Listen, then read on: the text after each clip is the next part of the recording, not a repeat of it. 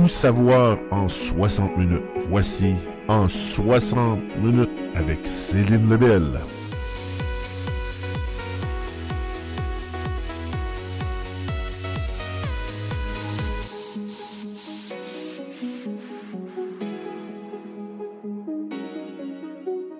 Bonsoir, ici Céline Lebel. Son plus récent ouvrage s'intitule « La face cachée du multiculturalisme ». Son livre a été publié aux éditions du Cerf en France le 9 février 2018. L'invité de ce soir est également journaliste pour le journal Le Devoir, le Causeur francophone et Spoutnik France. Nous sommes heureux d'accueillir à nouveau à l'émission Monsieur Jérôme Blanchet-Gravel. Bonsoir, Monsieur Jérôme Blanchet-Gravel. Bienvenue encore une fois à l'émission en 60 minutes. Merci d'avoir accepté l'invitation. Merci à vous de l'invitation. Alors, on se lance avec votre dernier ouvrage, La face cachée du multiculturalisme, publié en février 2018. Il est même disponible en e-book sur Google Play. Parlez-nous un peu de qu'est-ce que vous avez cerné. Vous êtes très fort à parler du multiculturalisme, comme vous l'avez fait jusqu'à maintenant. Oui, La face cachée du multiculturalisme, effectivement, publié aux éditions du Cerf en février 2018, donc publié en France à l'origine, mais disponible au Québec.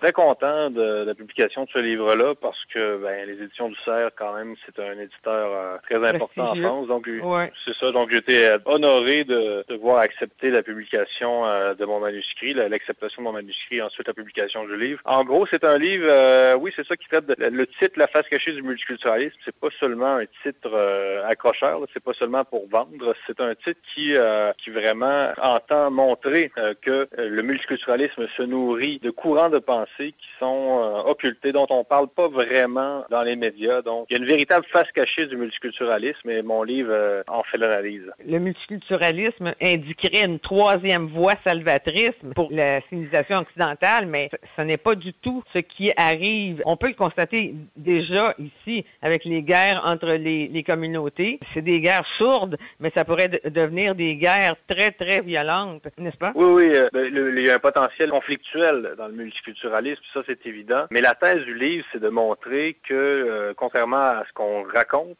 en général, dans les universités en particulier, le multiculturalisme, pour moi, n'est pas progressiste, mais plutôt réactionnaire, dans le sens où c'est une idéologie qui est très passéiste, qui fait l'apologie des religions, pas du christianisme évidemment, mais des religions étrangères. Le multiculturalisme baigne dans l'orientalisme aussi, cette espèce de fascination très fleur bleue pour tout ce qui est étranger à l'Occident. Donc le multiculturalisme, c'est d'abord de la xénophilie, c'est une idéologie qui fait l'apologie des cultures non occidentales, mais toujours des cultures qui sont très traditionnelles. Donc pour moi, le multiculturalisme, oui, c'est vrai que ce sont des mouvements de gauche qui se sont appropriés, mais pour moi, c'est pas une idéologie qui est fondamentalement de gauche ni progressiste, parce que finalement, ce sont toujours des tribus même, ce sont des communautés religieuses qu'on défend d'abord et avant tout, avant même des droits individuels et quoi que ce soit. Donc pour moi, le multiculturalisme n'est pas une idéologie libérale, mais plutôt très passéiste, donc vraiment tournée vers le passé, pas sur notre passé, mais sur le passé des autres. Ça folklorise les communautés culturelles, le multiculturalisme.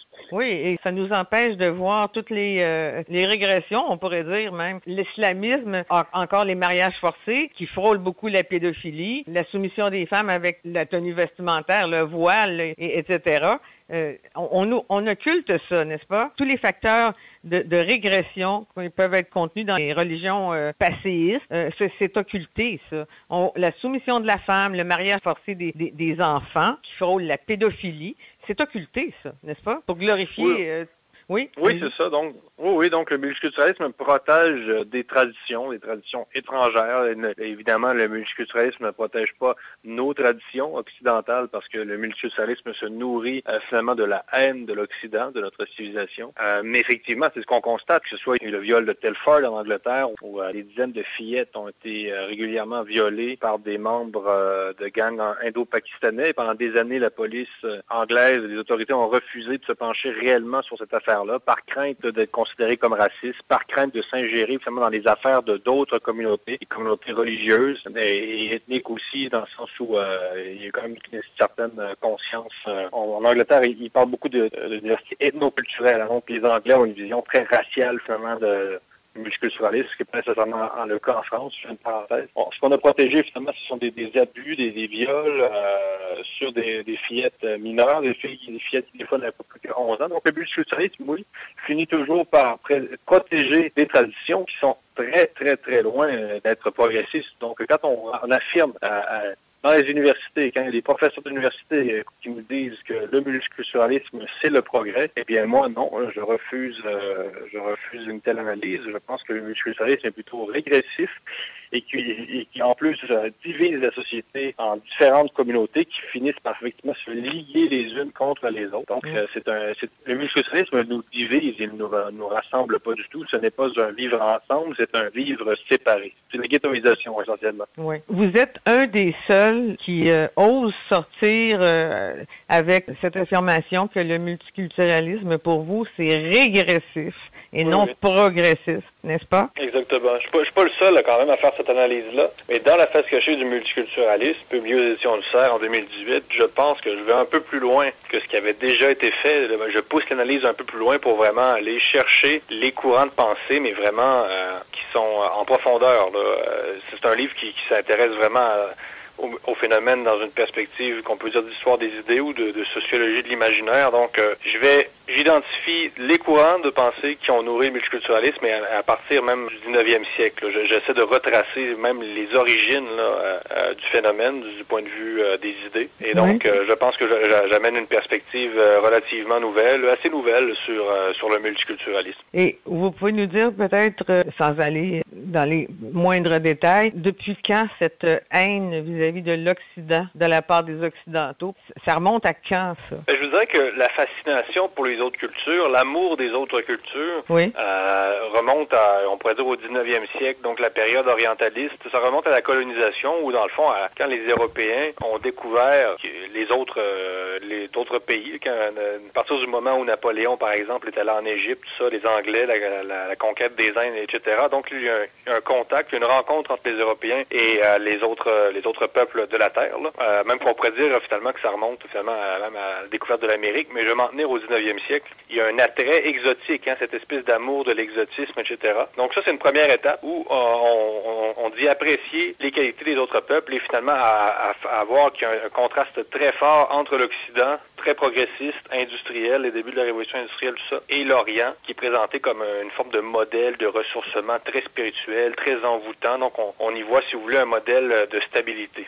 Ensuite, je dirais que le deuxième grand mouvement, c'est probablement avec la décolonisation, là, en plein 20e siècle. Donc, à partir du moment où les pays européens ont quitté leur colonie, là, il va vraiment y avoir si vous voulez, un rejet de tout ce qui a été l'Europe. Là, on va commencer à présenter l'Europe comme des sociétés capitalistes, colonialistes, des sociétés qui ont exploité les autres peuples. Et là, ça va rajouter une couche. Et là, on va tomber vraiment dans la haine pure de la civilisation occidentale et de tout ce qu'elle représente. Et ça me fait même penser une troisième couche, si vous voulez, c'est avec le mouvement écologiste. Parce que comme le modèle capitaliste, c'est ce modèle-là qui est à l'origine de la destruction de la nature et que ce modèle-là est né en Occident, en Europe, etc. Eh bien là, il y a comme une triple haine, si vous voulez, de la civilisation occidentale. Donc, de cette civilisation occidentale qui a été colonialiste, qui aurait détruit la nature, et aujourd'hui, on pourrait dire qu'il serait patriarcal, etc., même si, bon, c'est très questionnable. Ouais. Donc, je dirais que cette haine de l'Occident part au 19e siècle de manière très lente, mais c'est vraiment avec les mouvements de décolonisation, la guerre d'Algérie en France, tout ça, que là, vraiment, on va se mettre à dénigrer les pays européens comme la France. Est-ce qu'on n'a pas une difficulté? Est-ce qu'on maintient pas nous-mêmes ceux qui reçoivent les immigrants ici et qui leur inculquent même presque l'état victimaire, de rester dans un état victimaire en nous traitant de racistes, les Québécois? Est-ce qu'on rend pas ces populations-là, on tient pas à les avoir dans une position de régression pour pouvoir nous détester encore plus?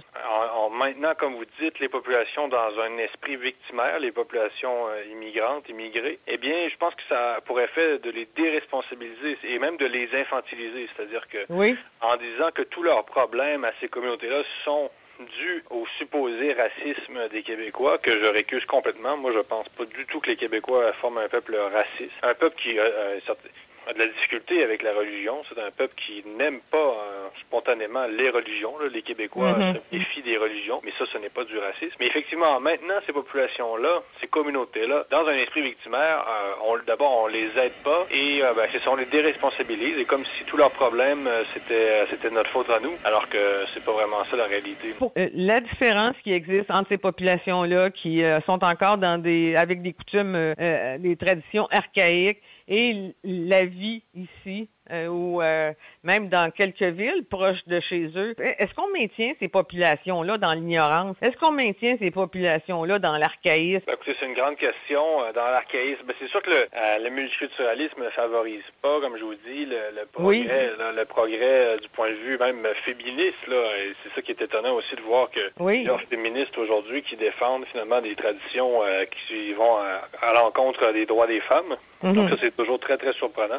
Moi, je pense que ces gens-là ont toutes les qualités requises pour partager les valeurs québécoises et les grandes valeurs de civilisation, de progrès, tout ça. Ces gens-là sont des humains comme nous. Là, et effectivement, le multiculturalisme n'a pas à les infantiliser, n'a pas à les encourager, à ne pas à les folkloriser. Non, ce sont des hommes libres, des femmes libres, comme qui ont droit aux mêmes droits que nous, et ils sont pas forcés de rester dans la religion. Ils sont pas forcés de rester dans les coutumes de leur pays d'origine. Donc oui, d'une certaine façon, le multiculturalisme il ne maintient pas ces personnes-là dans l'archaïsme, mais peut les y plonger. C'est-à-dire que je prends pas pour acquis que les gens qui arrivent ici sont archaïques. Là. C'est pas ça. Moi, j'ai jamais prétendu ça, mais c'est comme si le multiculturalisme leur disait, les encourageait à rester ou à recréer des sociétés à l'image de celles qu'il y a dans leur pays. Et finalement, souvent, ces personnes ont quitté des pays parce qu'elles n'aimaient pas leur pays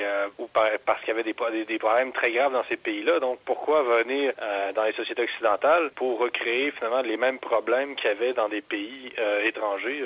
On se demande pourquoi. Là. Oui, puis surtout de la part des femmes voilées. Ça, c'est un problème. On voit revendiquer, on voit s'offusquer, on voit des femmes poursuivre. Vigile a été poursuivie par des femmes voilées pour des questions de respecter leur choix et de ne pas pouvoir mettre en question que c'est un acte de soumission. Non, c'était vraiment un acte volontaire. Comment démêler tout ça et pourquoi voit-on ces revendications? Comme vous dites, elles ont fui souvent des traditions qui les maintenaient écrasées, soumises. Elles arrivent ici. Et pourquoi revendiquer encore d'avoir la permission de porter ce voile, le droit de faire, de s'habiller comme elles veulent? Ça, c'est la grande trahison aussi des féministes occidentales qui, finalement, trahissent leurs sœurs opprimées partout dans le monde arabo-musulman, dans le monde perse aussi. C'est vraiment la grande trahison, je pense, dans les 20 dernières années. C'est la grande trahison des féministes occidentales. Certaines féministes, parce qu'il y a des féministes laïques, mais c'est la grande trahison du féminisme occidental que d'avoir abandonné, finalement, c'est ça, je le répète, leurs sœurs musulmanes opprimées. Donc ça, c'est un scandale. Ensuite, ce qui est étonnant, c'est que dans plusieurs pays arabes, il y a de nombreuses femmes qui ne portaient pas le voile jusqu'à récemment. C'est vraiment un retour de l'islamisme, d'un courant ultra-conservateur religieux, l'islamisme. Et donc, pourquoi, effectivement, porterait-elle le voile ici alors que les femmes musulmanes ne le portaient pas dans des grandes villes arabes jusqu'à récemment? Là, il y a un retour du voile, même dans les pays arabes, mais encore là, il ne faut pas présenter les pays arabes comme des pays où toutes les femmes portent le voile. Évidemment, en Iran, par exemple, elles sont forcées de le porter, mais même, regardez les policières, ici, on s'est indigné parce que il y a une policière elle ne pourrait pas porter son voile si elle entrait en fonction. Mais ça, c'est totalement ridicule parce que au Maroc et en Algérie, si je me souviens bien, les policières n'ont pas le droit de porter le voile islamique. Donc, et même la burqa est interdite, je pense, au Maroc dans l'espace public. Et donc, si dans des pays arabes et aux musulmans, arabo-musulmans, on ne permet pas certaines pratiques liées à l'islamisme, pourquoi on le permettrait ici? C'est scandaleux, encore une fois. C'est pas logique non plus. Et on ne protège pas ne protège pas non plus les femmes musulmanes, issues de communautés musulmanes dans nos pays, parce que, encore là, le multiculturalisme les force à ne pas, si vous voulez, s'émanciper de certaines traditions dont elles voudraient fort probablement s'émanciper, parce que, comme je vous dis, c'est des gens comme tout le monde, c'est des femmes qui veulent être libres, et je vois pas en quoi il faudrait les maintenir dans un état, encore une fois, une espèce de réclusion identitaire, des prisons, si vous voulez, des prisons religieuses, des prisons identitaires. Oui, sauf pour celles qui se définissent comme étant volontaristes vis-à-vis de cette pratique, de cette coutume vestimentaire. Oui, mais ça pour moi, c'est des femmes. C'est les femmes musulmanes et féministes, pour moi, c'est un peu des imposteurs. Là. Moi, je pense pas qu'on puisse être féministe au vrai sens du terme et se plier au dogme d'une religion au nom de laquelle, chaque année, des milliers et des milliers de femmes sont assassinées et violentées partout dans le monde. Je pense que ça prend un peu plus de cohérence. Oui, absolument. On va passer à l'autre sujet. Vous avez écrit un article dans Le Devoir au mois d'octobre. On demande à chaque philosophe ou chaque auteur essayiste d'écrire un article qui va ramener l'actualité avec un grand homme du passé. Et vous avez fait « Religion et conflit de loyauté envers l'État » vu par Thomas Hobbes, H-O-B-B-E-S. C'était un très bon article. Et pouvez-vous nous dire un peu, vous dites qu'il aurait été d'accord avec monsieur le premier ministre Legault quand il a interdit les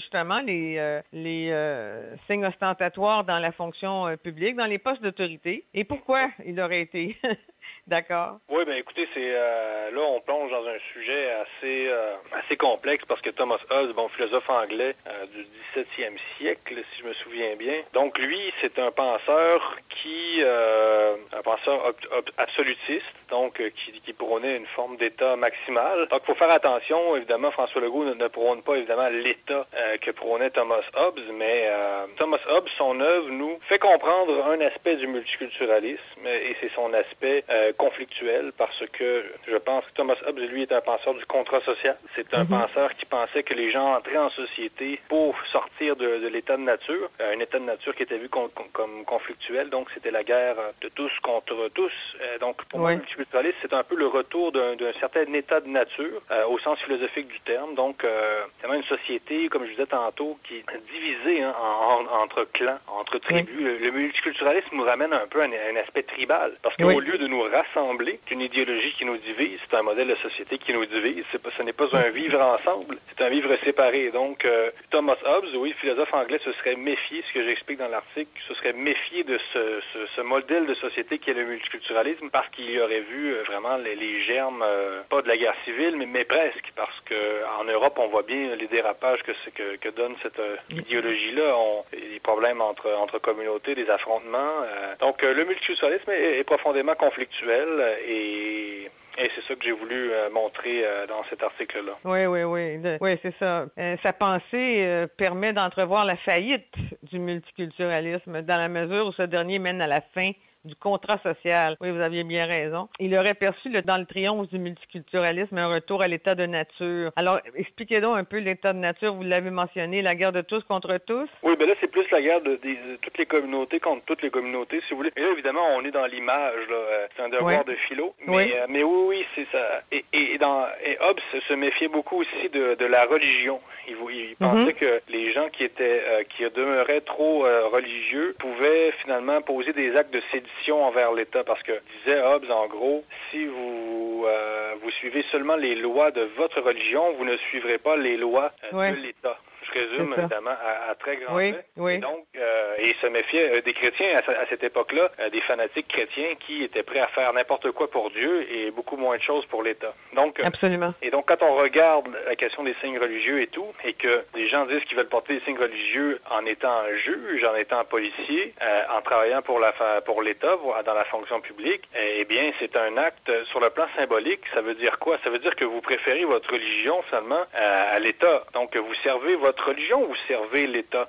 Et donc, Hobbes, lui, il voulait pas qu'il y ait de choix possible. Il voulait dire, vous pouvez avoir une religion, mais vous devez rester fidèle à l'État avant tout et ensuite pratiquer votre religion, si vous voulez, chez vous. Évidemment, encore là, je résume beaucoup parce qu'on parle quand même d'un philosophe du XVIe siècle. Donc, le contexte est très, très différent. Absolument. Donc, François Legault, la laïcité, donc l'interdiction, moi, je pense, des signes religieux pour les enseignants, les juges, les policiers, gardiens de prison, c'est essentiel parce que ça envoie le message que la religion, c'est quelque chose de privé, qu'on garde dans la sphère privée, et la laïcité de l'État doit primer, c'est ça qui est le plus important. Et quand on se met au service de l'État, il faut embrasser ses valeurs complètement et afficher une réelle neutralité. Oui.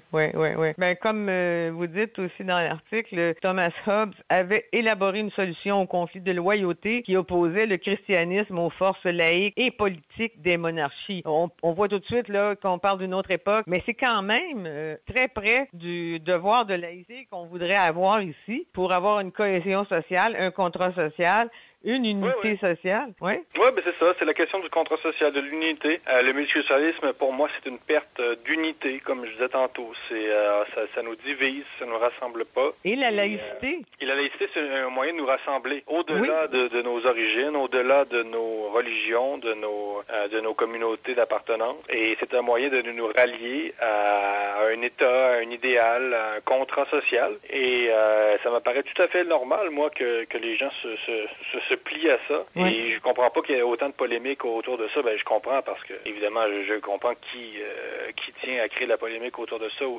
Qui tient à créer la polémique? Ben, c'est-à-dire que, on pourrait dire que c'est la droite aussi, mais dans le cas de François Legault, l'accusé de racisme, il y a des gens quand même qui font exprès, là, parce que non, ils savent très bien que François Legault est pas raciste, la CAQ, c'est pas un gouvernement raciste, mais il y a des gens qui se servent de ça, là, du prétexte de laïcité pour encore accuser tous les Québécois de racisme, alors que... Et ça, c'est une excuse que je pense à laquelle les gens croient de moins en moins. Là. On sait que les Québécois sont pas profondément racistes et cet argumentaire-là, je sens un peu qu'il va s'épuiser. Là. Par contre, la laïcité est toujours aussi mal comprise. Oui, est aussi mal comprise dans le sens où si on pense que la laïcité est raciste, d'abord, je pense qu'elle est mal comprise parce que c'est pas du tout ça. Elle est mal comprise aussi par les gens qui y voient, comment dire...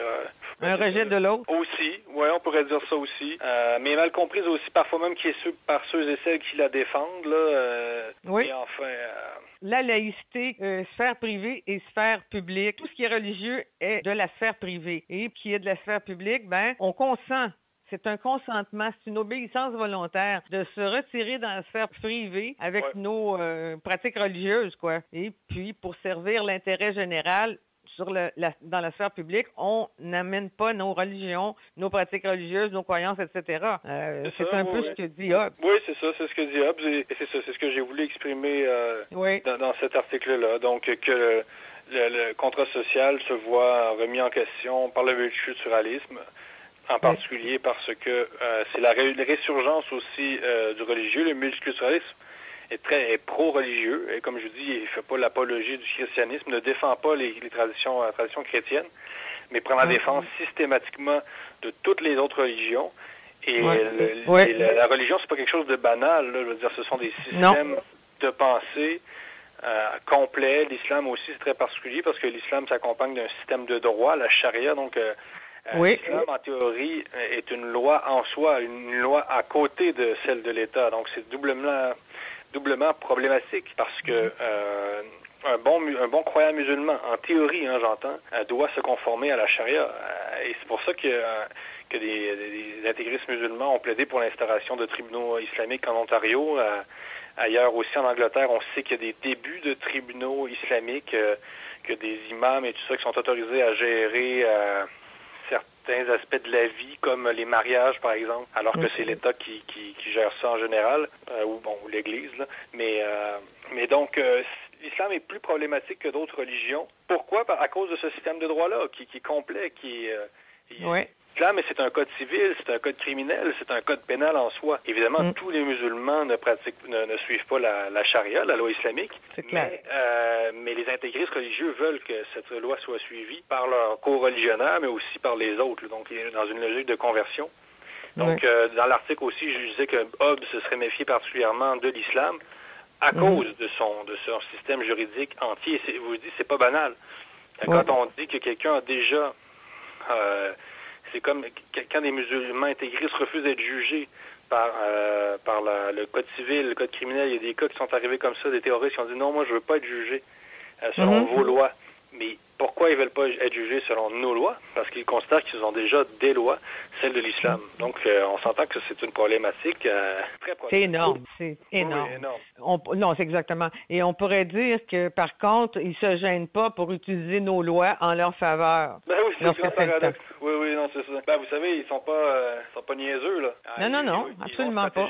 Ils vont stratégiquement, les extrémistes. Et donc, oui, ils se servent allègrement. Et ça, c'est l'autre grand paradoxe du multiculturalisme. Parce que quand moi, je racontais ça à la radio et tout, en France et au Québec, et là, je disais à mes interlocuteurs que le multiculturalisme n'était pas libéral. Ils disaient oui, mais non, parce que le multiculturalisme protège les droits individuels, les accommodements religieux sont faits sur des bases individuelles. Je dis oui, mais attention, ça, justement, ils instrumentalisent nos lois.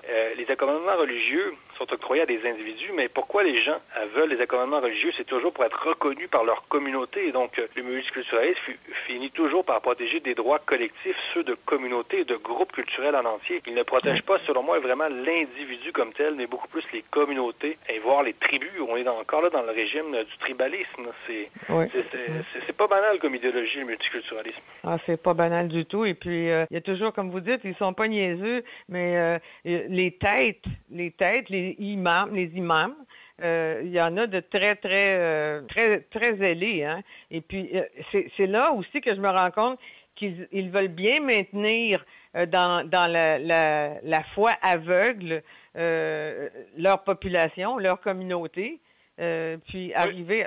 Parce que c'est très violent, la charia, là, les punitions, là, c'est incroyable, là, ça, là. Oui, non. Mais la charia, c'est pas seulement les punitions puis le coupage de main, tout ça, ça en fait partie, mais ça va beaucoup plus loin que ça. Parce que dans l'islam, il y a plusieurs livres. Il y a le Coran, mais tout à côté, il y a ce qu'on appelle la Sunna. Et la Sunna, ça, c'est vraiment le code criminel, le code civil, le code pénal. Alors, je résume encore là, à gros traits, mais et ça, personne ne parle jamais de ça. On parle que du Coran, comme si le Coran, c'est la Bible, si vous voulez, des musulmans. Mais la Sunna est pas moins importante vraiment dans l'islam que le Coran. Et donc, si on sait pas ça, ben là, on échappe complètement, on est complètement à côté de la traque, là. Puis on regardait nos grands spécialistes qui parlent de l'islam comme s'ils connaissaient ça. Ils connaissent même pas l'existence de la Sunna, puis ils nous en parlent à la télévision comme si on n'avait pas compris, puis que nous, on était dans l'intolérance. Pardon, mais... Ben, c'est voulu, ça, qu'on fasse venir des gens qui savent pas grand-chose. Ben, ça, je sais pas si c'est voulu, mais disons que on fait venir des gens qui sont toujours du bon côté, hein. Oui, c'est ça, exactement. Oui, disons ça plutôt. Pas à Québécois, c'est différent. Au moins, il y a encore de la liberté d'expression à Québécois, tout ça. Mais à Radio-Canada, vous n'entendrez pas souvent les spécialistes qui vont vous dire, attention, l'islam, c'est problématique sur tel aspect, c'est toujours, ben non, c'est une grande religion de bienveillance, de tolérance, de paix, d'amour. C'est pas du tout ça, là. Oui, mais de toute façon, comme vous disiez dans l'autre entrevue que vous nous avez donnée, c'est très difficile de s'apostasier dans l'islam, là. On court des risques, n'est-ce pas? Oui, des risques, je veux dire, souvent, c'est des risques parce que on est reconnu de vie ou de mort par notre communauté comme telle. Donc, moi, j'ai même des amis là en France ou à Paris, etc., ou à Montréal, qui se sont apostasiés, et comme ils sont algériens d'origine, ils peuvent se le faire dire dans la rue, là, même en allant faire l'épicerie. Ils sont reconnus, ils sont pointés du doigt. Ça veut pas dire qu'on va les interpeller à l'épicerie, c'est pas ça que je veux dire, mais ils sont pointés du doigt comme des hérétiques et le multiculturalisme ne les aide pas finalement à faire face à ça parce que le multiculturalisme protège leurs accusateurs. Exactement. Dans la défense des droits individuels, là, nos chers experts ne sont pas conscients de ça? Non, ils en font fi parce que ils sont pas toujours conscients de cette réalité-là et on veut toujours voir le bon côté. Hein. On veut voir on est dans une vision très romantique du multiculturalisme, très rose, c'est très fleur bleue tout ça. Justin Trudeau, quand on écoute parler, on se dit ce type-là vit vraiment dans un monde de Walt Disney World. Absolument. Donc le multiculturalisme, mais comme toutes les autres idéologies aussi sur la Terre, là, le socialisme, c'était pas complètement rose, le multiculturalisme n'est pas complètement rose, le capitalisme n'est pas complètement rose.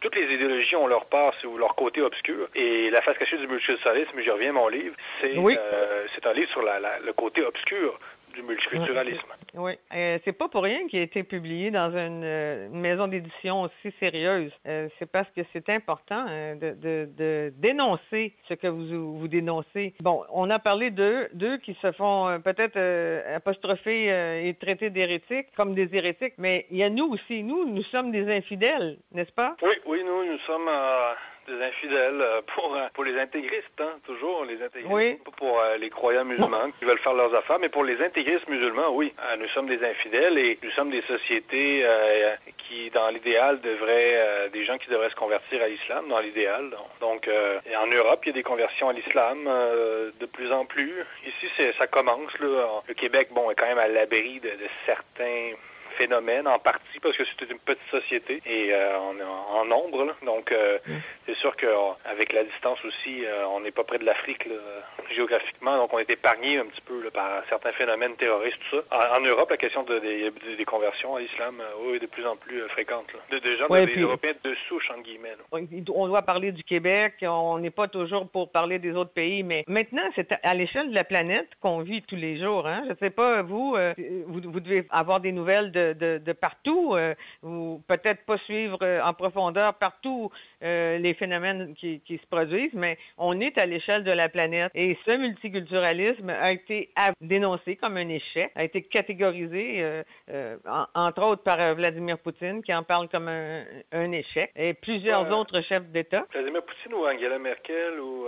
Non, Angela Merkel, je pense qu'elle était dans le multiculturalisme pas mal, non? Mais elle a fait une déclaration où c'est pas David Cameron, mais enfin, Vladimir Poutine, ça m'étonne, mais c'est possible, là. Oui, avec le fameux cinéaste Oliver Stone. Trudeau, je ne sais pas où est-ce qu'il prend sa motivation. Dans son père.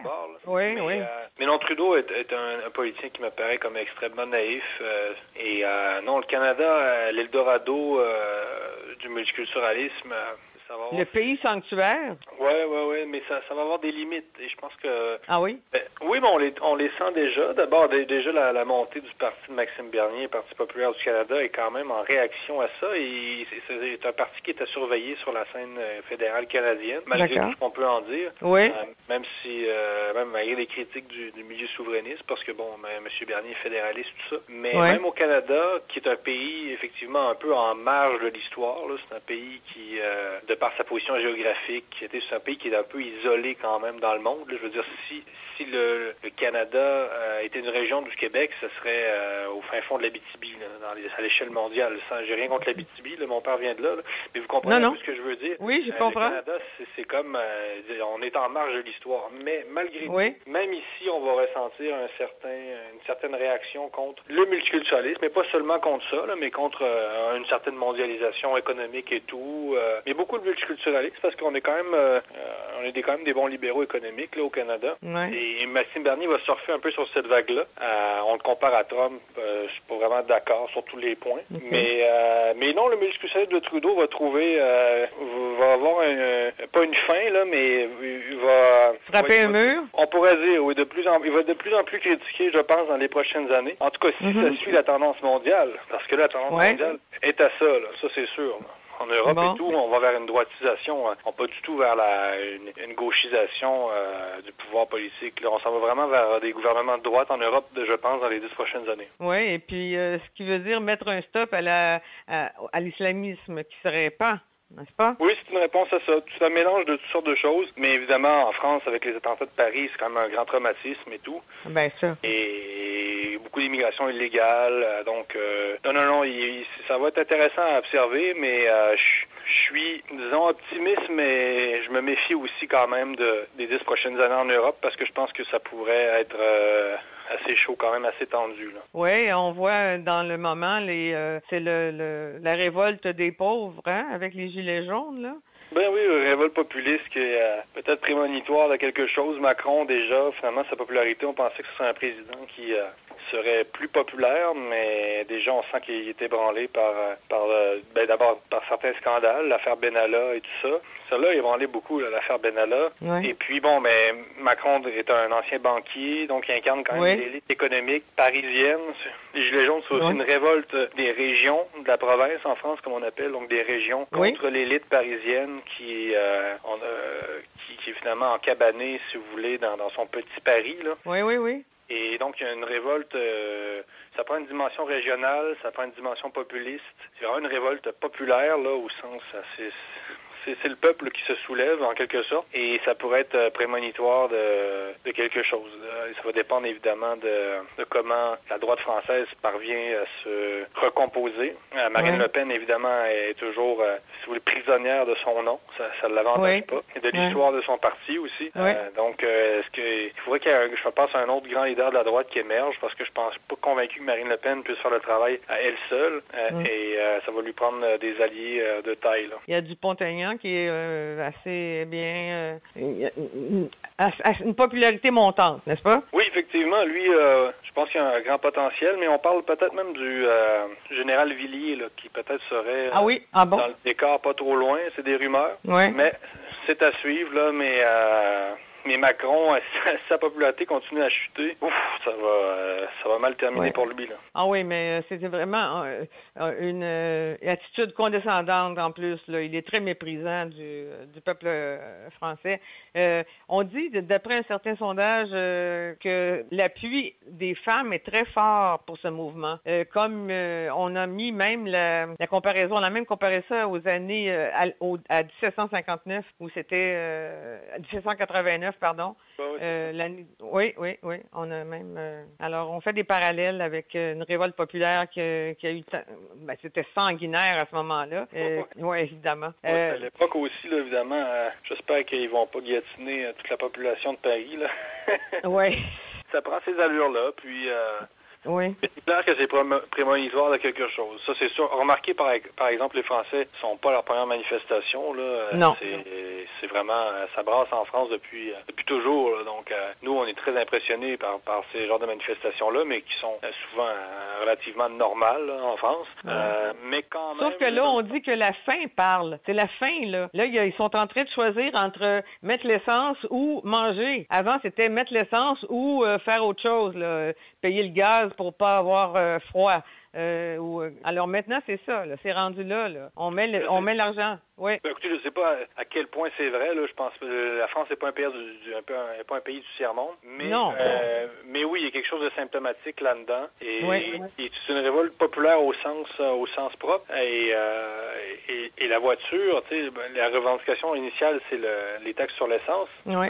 Mais ça va beaucoup plus loin que ça. Tu sais, c'est pas, c'est un symbole, mais la grogne populaire ne s'explique pas seulement par les taxes sur l'essence. C'est une accumulation, effectivement, de mépris, on pourrait dire, du pouvoir face à ce qui est vu comme une populace, si vous voulez, un peu arriérée de province, par rapport aux grandes élites de Paris qui sont toujours près aussi de l'élite économique. Oui. Aller se fouiller dans les poches des pauvres pour s'enrichir continuellement. Monsieur Blanchet-Gravel, il nous reste 5 minutes environ pour parler justement de ce qui sera l'histoire, la controverse de l'heure au Canada. Vous écrivez dans Sputnik, sur Sputnik France. Qu'est-ce qui se passe là-bas? Pourquoi? Qu'est-ce qu'on fait là? On est en train d'éradiquer les francophones. En Ontario, Doug Ford fait ça? Non, on n'éradique pas les francophones, mais peut-être qu'on réduit leurs droits. Okay. Mais vous l'avez suivi aussi, sans doute. C'est Ford qui a annoncé qu'elle allait interrompre le projet d'université français de l'Ontario français. En Ontario, c'est un projet qui tient beaucoup à cœur des Franco-Ontariens qui aimeraient avoir une université qui leur appartient pour avoir accès à l'éducation supérieure dans leur langue. Oui. Et donc, il y a plusieurs années qu'existe ce projet-là. Donc, en annonçant à Ford, le nouveau gouvernement conservateur, que ce projet-là serait interrompu, ça a créé une onde de choc. Et deuxième annonce de Ford, c'est qu'il disait qu'elle allait abolir le commissariat au service en français. Oui. Et finalement, il est revenu en partie sur sa décision. Le commissariat ne sera pas aboli, mais il perd son indépendance totale parce qu'il va être fusionné au bureau de l'Ombudsman. Donc, il ne peut plus faire autant de publicité pour les Français. C'est ça. Et donc, je me suis entretenu pour Sputnik avec M. Carole Jolin, président de l'Assemblée de la francophonie de l'Ontario. Et lui s'inquiète beaucoup pour les droits des francophones partout au Canada. On se souvient aussi de la déclaration de Denise Bombardier, tout le monde en parle, qui avait un peu semé l'émoi avant, finalement, que l'annonce de M. Ford. Et ça avait aussi choqué la communauté franco-ontarienne. Donc, qu'est-ce qui se passe en gros? C'est qu'effectivement, les communautés francophones du Canada doivent se battre, encore une fois, se battre pour leur survie. Et le Canada, s'il reste pas vigilant, le Canada peut toujours empiéter sur leurs droits linguistiques, même si le français est une langue officielle au Canada. Donc, il faut toujours être vigilant. Et au Québec aussi, il faut le demeurer, en particulier à Montréal. Oui. Mais si vous voulez en savoir plus, c'est ça. Il faut peut-être je vous invite à parler à M. Jolin, mais en gros c'est ça. Que voulez-vous mais ils vont être en négociation. Ils vont sûrement se reparler, là, M. Ford et l'Assemblée de la francophonie de l'Ontario. Et j'espère pour eux, j'espère pour les franco-ontariens qui vont retrouver leurs institutions et que le projet de l'Université de l'Ontario français va être remis sur pied parce que c'est un projet très important là, pour cette communauté-là, qui est sous-estimé aussi au Québec. Nous, au Québec, on a l'impression que tout se passe ici. C'est vrai, là, dans le sens où le combat pour le français, c'est ici que ça se passe principalement, mais il faut quand même faire attention. Il faut faire attention à nos frères franco-canadiens qui sont des Canadiens français, donc font partie de notre famille. Et puis il faut défendre leurs droits. Il faut être solidaire de ces gens-là. Oui, mais dans la situation présente, actuelle, dans notre société en 2018, l'honneur est à l'individualisme, n'est-ce pas? Alors, oui, on peut dire, mais une prise de conscience quand même, on l'a vu là. Puis sur les réseaux sociaux, tout le monde en parle là, pour ne pas faire un jeu de mots là. Sur les réseaux, c'est très très populaire. Mais dans la réalité, il se passe rarement des choses. Oui, mais je suis pas trop négatif. On verra. Je pense que je pense que d'abord, ça a permis aux Québécois d'être conscientisés parce qu'on avait perdu de vue l'existence de la communauté franco-canadienne. Et là, si le Québec soutient les franco-canadiens et qu'on réussit aussi à en parler à l'international, peut-être qu'il pourrait y avoir que les droits des franco-canadiens seront mieux défendus si les Québécois s'en occupent et si la francophonie, même en Afrique, tout ça, s'en occupe aussi. Là. Oui. Vous écrivez que c'est plus d'un demi-million de francophones hors Québec, n'est-ce pas? Oui, 600 000 à peu près. Non, en Ontario, ça. 600 000 en Ontario seulement? Oui. Ça doit être plus. Oui, c'est l'équivalent de la ville de Québec quand même. Là. Oui, c'est quelque chose. Est-ce que je regarde votre fil Twitter? C'est ça. Vous êtes assez pertinent là sur le réseau social Twitter. C'est aussi sur Facebook parce que vous avez plusieurs à votre actif. Là, vous écrivez. Vous avez Sputnik maintenant. Vous avez Huffington Post encore, je suppose, ou le Causeur francophone. J'ai écrit à Causeur en France, qui est un journal français. J'ai écrit à Causeur. Je suis journaliste pour Sputnik France. Et puis, je suis aussi chroniqueur à Cube Radio dans l'émission de Richard Martin. Ah bon, ça, vous gardez ça. Et tantôt, je vous ai écrit quelque chose. Je croyais que votre contrat vous exigeait de ne pas accorder d'entrevue sur d'autres plateformes. Est-ce que c'est vrai? Non, pas du tout, sinon je ne l'aurais pas parlé aujourd'hui. Oui, vous auriez dû refuser. OK, c'est parfait. Nous, on est très contents de vous avoir. Moi, en tout cas, je trouve que vous êtes quelqu'un de très, très renseigné, qui gagne à être connu, à être entendu. Si les grands médias pouvaient vous appeler plus souvent pour vous faire parler au lieu de ces experts du bon côté, là, on avancerait. Oui. Je vous remercie infiniment pour votre générosité aujourd'hui et à la prochaine. Merci beaucoup à vous. Donc, une prochaine fois. Merci. Bye. Au revoir. Si vous avez des commentaires sur l'émission, nous vous invitons à nous écrire studio@radioinfocité.com. Vous pouvez également suivre Céline sur le site de Facebook avec Céline Lebel ou sur Twitter avec également Céline Lebel.